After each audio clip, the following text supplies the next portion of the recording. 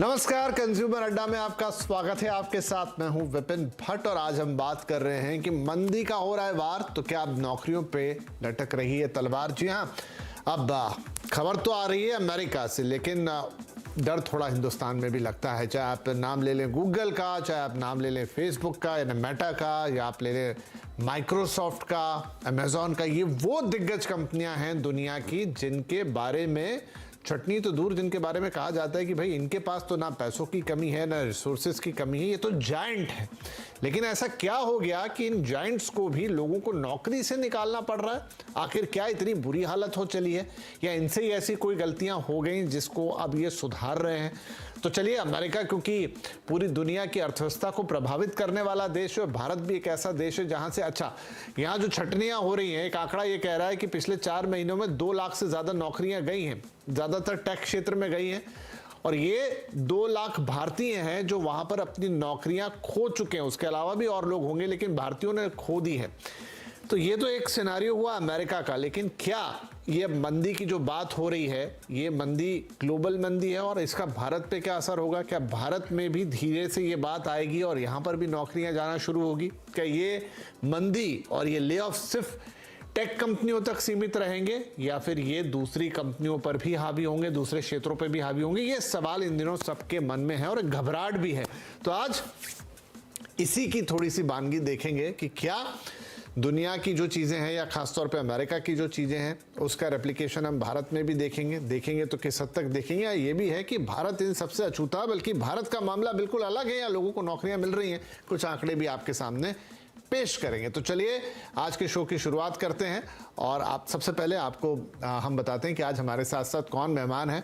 तो कार्यक्रम में हमारे साथ जुड़ रहे हैं TSSC के CEO अरविंद बाली साहब, ग्लोबल हंट के MD सुनील गोयल साहब, और प्रोटिविटी इंडिया के MD अमित वडेरा जी। आप सभी का बहुत बहुत स्वागत है। गोयल साहब, आपसे ही हम शुरुआत करते हैं। जैसा मैंने नाम लिया, बड़े बड़े नंबर्स हैं, वो स्क्रीन पे आ भी रहे हैं, कहीं 11,000, कहीं 10,000, कहीं 18,000, और ये उन कंपनियों से आ रहे हैं जिनके बारे में कोई ये नहीं सोच सकता कि इन कंपनियों को, लोगों को निकालने की नौबत आ जाएगी। क्या हो रहा है अमेरिका में? पहला तो यही सवाल। देखिए, 2021 और 22 कोविड के बाद जो साल थे, वो मुझे लग रहा है कि टेक की और प्रोफेशनल्स के लिए स्पेशली सबसे ज्यादा हैपनिंग ईयर था। हैपनिंग ईयर अगर हम बताएं तो वहां पे शायद लोगों की तनख्वाह 2.5 गुना, 3 गुना, 4 गुना तक हो गई। एक एक आदमी के पास 5-5 ऑफर्स थे। बहुत सारी कंपनीज स्ट्रगल कर रही थी हायर करने के लिए, लोगों को स्ट्रगल अट्रैक्ट करने के लिए। तो कहावत है कि कोई भी चीज अगर एक्सट्रीम हाई जाएगी तो थोड़ा तो लो आएगी, उसको बराबर होने के लिए, इक्विलिब्रियम होने के लिए। तो ये वही हाल है जो रियल एस्टेट का हुआ था 2006-7 में या 5-6 में, जब उसके बाद सब प्राइम क्राइसिस आया और फिर एक रीअलाइनमेंट हुआ, पूरे के पूरे एक स्टेबल हुआ। तो टेक में शायद ऐसी कोई स्थिति आ गई थी 2021-22 में, इमीडिएट आफ्टर कोविड के बाद सब कंपनी को लगने लगा टेक पे डिपेंडेंसी बढ़ानी पड़ेगी, हर चीज को ऑफ रिमोट करना पड़ेगा। और ये जितनी कंपनीज है, बड़ी कंपनी है, सारे product and platform based organisations हैं। इनका जो टेक्नोलॉजी में इन्वेस्टमेंट होता है वो लॉन्ग टर्म होता है। इनका कोई इमीडिएट सेविंग, इमीडिएट कॉस्टिंग, क्योंकि छोटे छोटे प्रोडक्ट बनाते हैं, प्लेटफॉर्म्स बनाते हैं, टेक्नोलॉजी बनाते हैं, तो इनका investment 3 years, 5 years, 6 years, 10 years को देख के होता है। एक फ्यूचरिस्टिक प्लान होता है। बट अगर आप सडनली देखें, जब इतना कॉस्ट बढ़ गया, और वो कॉस्ट भी क्यों बढ़ा? हर कंट्री अपने देश में इकोनॉमी के सर्कुलर को बनाने के लिए काफी पैसा उन्होंने झोंका, RBI ने सरप्लस किया। वहां पे भी जो उनका फेडरल बैंक है, $1 ट्रिलियन उन्होंने पुश किया उसके अंदर में। तो जब पैसा इकोनॉमी में आता है तो इन्फ्लेशन बढ़ता है, इन्फ्लेशन बढ़ता है तो रेट बढ़ जाता है लोगों का। तो उस करेक्शंस के हिसाब से अगर आप देखें तो हर कंपनी ने शायद जितनी रिक्वायरमेंट थी उससे ज्यादा रिक्रूट किया। नंबर 2 में उनकी जितनी कॉस्ट थी वो मैन पावर कॉस्ट 2x या 3x हो गई। जो एग्जिस्टिंग लोग थे उनकी एक्सपेक्टेशन भी बढ़ गई, इंक्रीमेंट के लेवल्स चेंज हो गए, हर चीज चेंज हो गई पूरी तरह मार्केट में। अब उसको स्थिर करने के लिए कंज्यूमर तो मार्केट में नहीं है, उस प्राइस को देने के लिए सस्टेन्ड नहीं है, क्योंकि अब तो सडनली हर कंपनी, RBI हो या फेडरल बैंक्स हो, सारे बैंक्स ने अपने रेट्स, रेपो रेट्स बढ़ाने शुरू कर दिए। इन्फ्लेशन को रिड्यूस करने के लिए कॉस्ट बढ़नी शुरू हो गई। तो इसका अल्टीमेटली इम्पैक्ट नौकरियों पर पड़ता है। तो आज के डेट में देखें तो अमेरिका वैसे भी हर जगह से सबसे ज्यादा इकोनॉमी के पर्सपेक्टिव से देखें तो सबसे 20 ट्रिलियन से ऊपर की इकोनॉमी है, 20-25 ट्रिलियन की। और उसके बाद अगर आप देखें तो हमारे जैसे मार्केट का या किसी भी डेवलपिंग मार्केट की डिपेंडेंसी अमेरिका के मार्केट पे, तो वहां पे export of services, export of product dependent होता है। और हमारे यहाँ बहुत सारे ऑफशोर सर्विसेज होते हैं जहां पे एक ह्यूज अमाउंट ऑफ एम्प्लॉयमेंट है। बट एक एडवांटेज है हमारी कंट्री में, अगर मैं इसका बताऊं तो, क्योंकि वहां के कॉस्ट और हमारे कॉस्ट में अभी भी 3 to 4 टाइम का डिफरेंस है। यानी वहां पे सैलरी हमारी सैलरी से 3 गुना या 4 गुना है, अगर मिनिमम भी मान ले तो 2 गुना तो है ही। तो किसी भी सिचुएशन में इंडिया में जो लोग हैं, जो इंडिया से काम कर रहे हैं, यानी जो डॉलर में नहीं रुपीज में कमा रहे हैं, उनके लिए स्थिति उतनी खराब नहीं है, थोड़ी टाइट है। जहां एक प्रोफेशनल, टेक प्रोफेशनल को 5 जॉब मिलती थी, उसको शायद 1 या जॉब मिले, 2 मिलेगी। और बहुत सारी दूसरी इंडस्ट्री थी वो भी सस्टेन्ड है। तो ओवरऑल अगर आप मार्केट के पर्सपेक्टिव से देखें, यस, अगर एक्सपोर्ट ऑफ सर्विसेज थोड़ा इंपैक्ट होगा, प्रोडक्ट ऑफ एक्सपोर्ट भी थोड़ा इंपैक्टेड होगा, बाइंग पावर इंपैक्टेड होगी, बट हमारे यहाँ वो स्थिति नहीं होगी, क्योंकि हमारे लिए सिर्फ अमेरिका मार्केट नहीं है, हम यूरोप में भी करते हैं, हम ऑस्ट्रेलिया के भी करते हैं, हम शायद दुनिया के। तो ये तो एक सिनेरियो हो गया, ये एक पर्सपेक्टिव हो गया। अब अमेरिका में भी जो जॉब गई है 2 लाख उसमें इंडियन आईटी प्रोफेशनल से, वो तो एक अपने आप में अलग सिनेरियो हो गया। लेकिन हम बात कर रहे हैं कि क्या उस तरह की मंदी हमारे देश में भी आएगी। अमित वडेरा साहब, इसका सप्लीमेंट्री क्वेश्चन ये कि जो सिनेरियो अभी बताया, एक्सप्लेन किया यहाँ पर सर ने, कि सुनील जी ने, कि कैसे बहुत सारे एक आदमी के पास 5 ऑफर, फिर तनख्वाहें बढ़ी, फिर वो ओवर कॉस्ट शूट कर गया। इंडियन आईटी कंपनीज में भी ये सिनेरियो हुआ है, जहां पर 3-4 जो भी मेजर कंपनी, अब ये अलग है कि इनका 90% काम होता ऑफशोर ही है, इंडियन मार्केट को ये कम सर्विस देते हैं और करते वही हैं, लेकिन हुआ यहाँ पे भी। तो क्या ये वही इम्पैक्ट है, या फिर हम देखेंगे कि भले ही पूरा इंडियन इंडस्ट्री नहीं, लेकिन खासतौर पे जो सॉफ्टवेयर है, आईटी है, टेक कंपनियां, वहां पे आगे पीछे भारत में भी इस तरह की स्थिति बनेगी? देखो, अगर आप देखो तो इंडियन आईटी इंडस्ट्री जो है, दो यूएस मार्केट पे डिपेंडेंट है, बट नॉट कंप्लीटली। जैसा अभी बताया, हम और भी कंट्रीज में सर्विस करते हैं, तो उसका थोड़ा इम्पैक्ट। इंडिया एक कंज्यूमर मार्केट खुद भी है, और आई थिंक कोविड ने एक एम्पलीफाई किया है डिजिटाइजेशन। अब ऑफ कोर्स बहुत सी कंपनीज ने ओवर हायरिंग कर ली थी, और वो राइट साइजिंग अभी हो रहा है, बट ये एक स्टार्ट है डिजिटाइजेशन का। तो अगर हम लॉन्ग टर्म देखें तो एज अ कंट्री हमको प्रॉब्लम नहीं है। ऑफ कोर्स शॉर्ट टर्म में थोड़े ब्रेक्स दिखेंगे, बट अगर आप देखें, India is also becoming the captive unit globally। जो ग्लोबल सेंटर्स हैं, डिलीवरी सेंटर्स हैं, वो यहाँ पे आ रहे हैं। तो और ये ट्रेंड रहा है कि ग्लोबली अगर आप देखें जॉब कट हो रहे हैं, तो इंडिया को एक पॉजिटिव सिचुएशन में होगा, क्योंकि हमारे पास ये कॉस्ट एडवांटेज ही नहीं है, हमारे पास लैंग्वेज एडवांटेज उससे भी बड़ा है, जो शायद चाइना के पास इतना नहीं है, राइट। तो हम एक इंग्लिश स्पीकिंग कंट्री हैं, और इसीलिए बहुत से कैप्टिव जॉब्स जो हैं वो रेप्लिकेट होते हैं, तो जा रही हैं। तो इंडिया एक पॉजिटिव ऑल्टरनेटिव खड़ा होता है, और ये राइट साइजिंग है टू माय माइंड। जैसे वो ग्रेट रेजिग्नेशन हुआ था, वैसे हम बात कर रहे थे ग्रेट ले ऑफ की, बट ऐसा कुछ दिखता नहीं है। मतलब ऑफ कोर्स जॉब जा रही है, 5-6 मंथ्स तक एक ब्रेक लगेगा, बट फिर भी इंडियन मार्केट ऐसी है, एंड स्पेशली टेक और स्पेशलाइज्ड रोल्स में, जहां पे अभी भी स्किल्स की कमी है, तो consumption of candidates, skill candidates तो होगा ही। ऑफ कोर्स जैसे हम बोल रहे हैं 5-6 ऑफर्स या 2 टाइम्स 3 टाइम्स सैलरी आई, वो नहीं होगा। वो एक रैशनलाइज होगा number, but skill man power की अभी भी जरूरत है। और इंडिया में जो वो इंडस्ट्रीज थी जिन्होंने डिजिटाइजेशन बहुत पहले इम्प्लीमेंट करना शुरू कर दिया था, वो लोग ही नहीं, बट जो इंडस्ट्री जैसे मैन्युफैक्चरिंग है, और जो नॉन फाइनेंशियल और नॉन टेक कंपनीज है, जिन्होंने भी डिजिटाइजेशन स्टार्ट किया है, वो कंजम्पशन रहेगा ही। और आई थिंक हमको ये सिचुएशन से बॉक डाउन होना नहीं चाहिए। ठीक है sir, got your point. Arvind वाली साहब भी हमारे साथ जुड़ गए हैं। वाली साहब, तो दोनों तरह के आंकड़े हिंदुस्तान में, अभी हम अमेरिका में तो देख रहे हैं, तो वहां तो वही ले ऑफ्स, और क्योंकि इतने बड़े जाइंट्स हैं, माइक्रोसॉफ्ट, गूगल और अमेजॉन, तो वो थोड़ी सी चीज बढ़ के भी आती है, हवा जैसी लगती है। लेकिन अगर मैं हिंदुस्तान का सिनेरियो देखूं, तो यहाँ पर, हाँ, हमने यहाँ पे भी ले ऑफ सुने, लेकिन ज्यादा करके स्टार्टअप्स में सुने, ठीक है, थोड़ी बहुत टेक कंपनियों में सुने, लेकिन दूसरी तरफ मेरे पास ये भी आंकड़े हैं जो पिछले 3-4 महीने के सितंबर से दिसंबर 2022, जहां एचडीएफसी बैंक ने 6000 से ज्यादा नौकरियां दी, बंधन बैंक ने 2000 लोग लिए, आईसीआईसीआई बैंक ने तो 11-12 हजार रुपए के ऊपर के लोगों को नौकरी दी, और कई और सारे सेक्टर हैं जिसमें सर्विस भी हो गई, जिसमें मैन्युफैक्चरिंग भी हो गई, और भी सेक्टर्स है जहां नौकरियां पैदा भी हुई हैं। तो भारत के सिनेरियो को आप कैसा देख रहे हैं? क्या ये जो ग्लोबल मंदी है अमेरिका या यूरोप से जो उठ रही है, उसका हमारे यहां उल्टा एडेड एडवांटेज होगा, या एडवांटेज भले ही ना हो लेकिन हमारी स्थिति उतनी खराब नहीं होगी? देखो, हमारा तो बड़ा क्लियर है, इंडिया को कभी भी अमेरिकन या वेस्टर्न यूरोपियन मार्केट के कंपैरिजन में देखना नहीं चाहिए, क्योंकि इंडिया की इकोनॉमिक सिचुएशन बिल्कुल ही डिफरेंट है।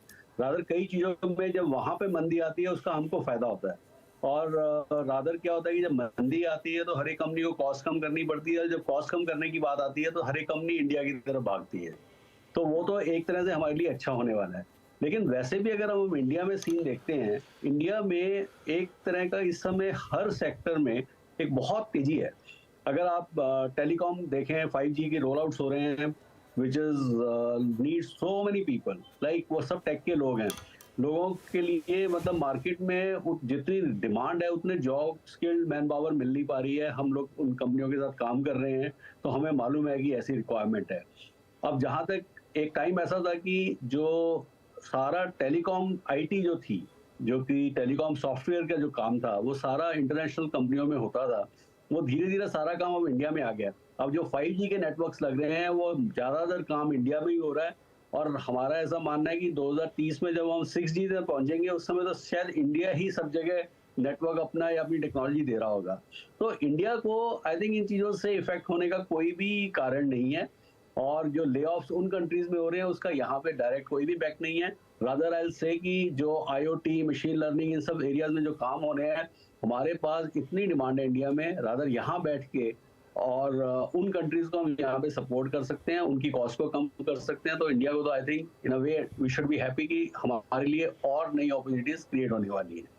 चलिए, अच्छा है, आपकी बातें सभी लोगों की थोड़ी दिलासा देने वाली है यहाँ पर कि इस तरह की चीजें नहीं होगी। सुनील गोयल साहब, आज मैं किसी से बात कर रहा था तो उन्होंने कहा कि देखिए सिनेरियो को ऐसे समझिए कि वैल्यूएशन का टाइम गया, वैल्यू का। शायद उनका इशारा इस तरफ था कि जैसे हम स्टार्टअप्स में थोड़ी वैल्यूएशंस की बात करते हैं, उन कंपनियों में दिक्कत आ जाती है, लेकिन जो कंपनियां वैल्यू बेस्ड हैं, जिनके प्रूवन रिजल्ट हैं, जो अच्छा कर रही हैं, वहां कोई दिक्कत नहीं है। क्या आप भी इस बात से इत्तेफाक रखते हैं? हाँ, जरूर इस बात से, और इस बात में काफी गहराई है, क्योंकि आज के डेट में अगर आप देखें तो जो भी कंपनीज आज के डेट में जिनका एक सेंसिबल प्रोडक्ट या सर्विस जो इंडिविजुअल के लिए हम बताते हैं कि जिसके पास भी स्किल्स या लर्निंग है, उनकी डिमांड कंसिस्टेंट है मार्केट में, उनके लिए ऐसा नहीं कि जॉब्स खत्म हो गई हैं, जॉब्स तो अभी भी आ रही है। शायद रिक्रूटिंग फॉर्म्स हैं, हम लोग सर्च फॉर्म्स चलाते हैं, हम लोग पास रोज बहुत सारी जॉब्स आती है जो काफी स्किल्ड स्पेसिफिक रिक्वायरमेंट है। तो मार्केट में डिमांड कंसिस्टेंट है।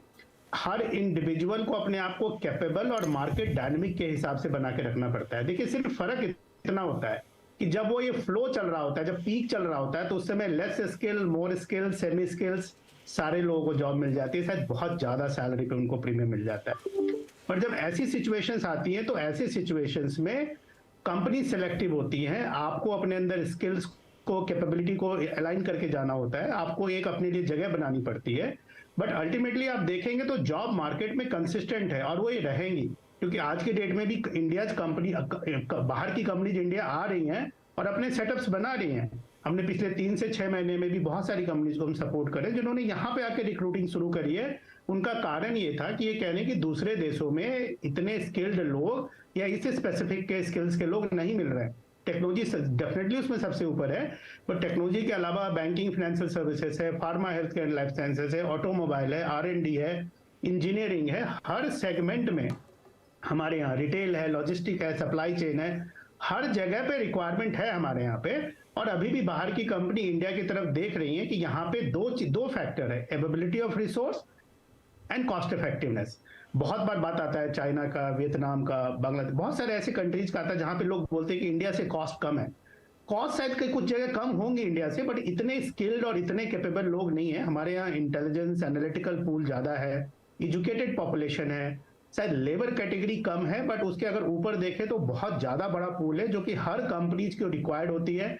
अब उनको लगता है कि शायद वो लोग अमेरिका में हायर करें, यूरोप में हायर करें, ऑस्ट्रेलिया, न्यूजीलैंड ऐसी कंट्रीज में हायर करेंगे, उससे अच्छा है कि वो इंडिया आ जाए, वहां पे इनको ज्यादा स्किल लोग मिलते हैं और ज्यादा कैपेबल लोग मिलते हैं, और शायद कॉस्ट इफेक्टिवनेस भी है। तो आपकी बात को मैं इंडोर्स करता हूँ कि ये बात सही है कि जिसके अंदर कैपेबिलिटी है, स्किल्स है, जिसकी वैल्यूएशंस राइट है, उनकी वैल्यूएशन के हिसाब से जॉब्स है और अभी भी है और कंसिस्टेंटली रहेंगी। उसमें कोई चेंज नहीं आने वाला है, कितना भी स्लो डाउन या फ्लक्चुएशन होता रहे, वो बहुत टेम्परेरी है। ठीक है, तो हिंदुस्तान में वो स्थिति नहीं बनेगी जो हम अमेरिका में देख रहे हैं, और यहाँ की जो पूरा एक इकोसिस्टम है वो डिफरेंटली काम कर रहा है, ये बात तो क्लियर हो रही है। एक छोटा ब्रेक लेते हैं, ब्रेक के बाद अगर मान लीजिए आशंका है भी, तो कौन से वो सेक्टर्स होते हैं जिन्हें चिंता करने की जरूरत है, और अगर चिंता करनी है तो वो वक्त रहते क्या कर सकते हैं कि जॉब के साथ कुछ ऊंच नीच हो भी जाए तो दूसरा कोई ऑप्शन उनके पास खुला रहे। ये दो अहम सवाल होंगे इस ब्रेक के बाद।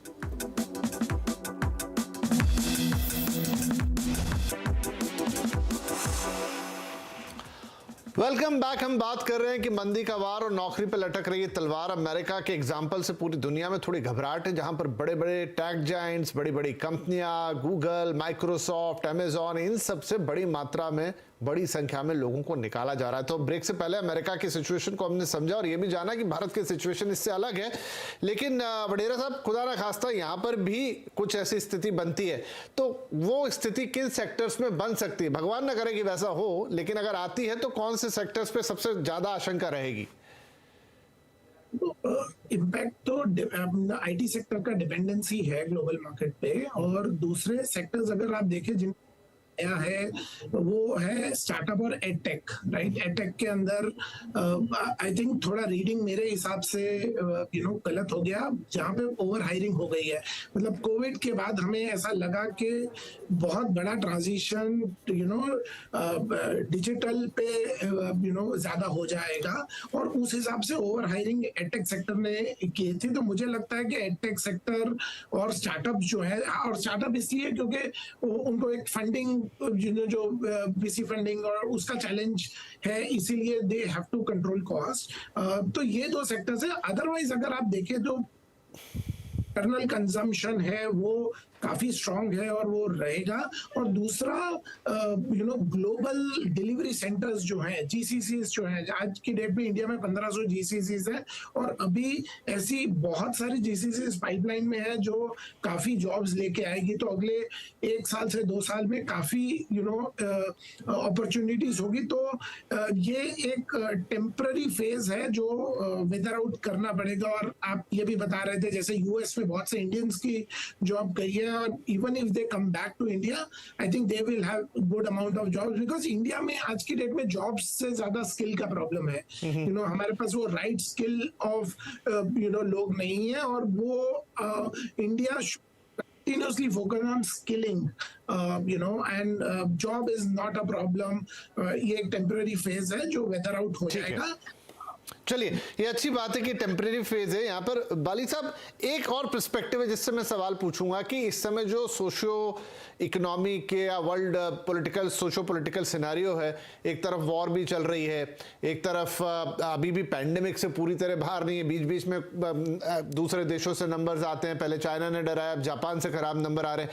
तो ये जो सारी अनसर्टेनिटीज हैं, इंटरेस्ट रेट अभी भी ऊपर की तरफ ही हैं, क्या ये भी ओवरऑल थोड़ा सा इकोनॉमी को, मतलब एक जिसे हम कहते हैं कि जो एक फ्लरिश करने वाली स्थिति से थोड़ा पीछे खींच के रखते हो, तब ऐसी आशंकाएं ज्यादा पनपती हैं?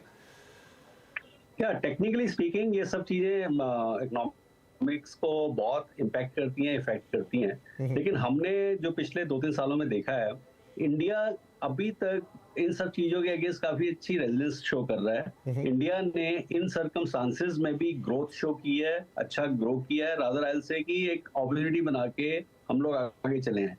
ये भी इंडिया ने काफी हद तक प्रूव कर दिया है कि हमारी में भी overall health statistics wise we are better, and also our health systems are much better, right. तो वो सब चीजों के कारण भी हमको एक बहुत बड़ा एडवांटेज है। बट जैसा आप पहले बोल रहे थे, जो आपने एक बात अच्छी बात बोली कि जब ये इस टाइप की चीजें होती हैं तो ऐसा नहीं है कि जॉब्स खत्म हो रही होती हैं, काफी हद तक जो जॉब्स है वो शिफ्ट हो रही होती हैं, नई टेक्नोलॉजी की तरफ जा रही होती हैं। तो यूथ को खास तौर पे ये चाहिए राधा से कि जो भी वर्किंग क्लास है उन सबको चाहिए कि अपनी स्किल्स को साथ के साथ अपग्रेड करते रहें और जिस तरफ का ट्रेंड है उस तरफ होता रहे।